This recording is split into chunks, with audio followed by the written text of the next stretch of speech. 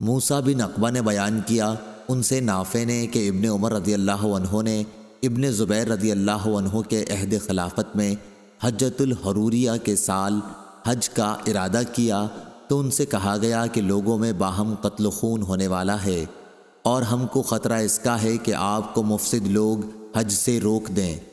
آپ نے جواب میں یہ آیت سنائی کہ تمہارے لیے رسول اللہ صلی اللہ علیہ وسلم کی زندگی بہترین نمونہ ہے۔ اس وقت میں بھی وہی کام کروں گا جو آن حضرت صلی اللہ علیہ وسلم نے کیا تھا۔ میں تمہیں گواہ بناتا ہوں کہ میں نے اپنے پر عمرہ واجب کر لیا۔ پھر جب آپ بیدا کے بالائی حصے تک پہنچے تو فرمایا حج اور عمرہ تو ایک ہی ہے۔ میں تمہیں گواہ بناتا ہوں کہ عمرے کے ساتھ میں نے حج کو بھی جمع کر لیا ہے۔ پھر آپ نے ایک ہدی بھی ساتھ لے لی جسے ہار پہنایا گیا تھا۔ آپ نے اسے خرید لیا یہاں تک کہ آپ مکہ آئے تو بیت اللہ کا طواف اور صفا مروہ کی سعی کی۔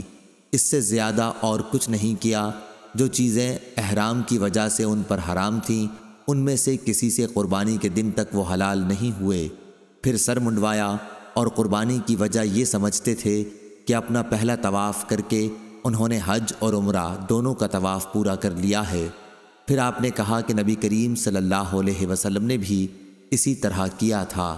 صحیح بخاری حدیث نمبر 1708۔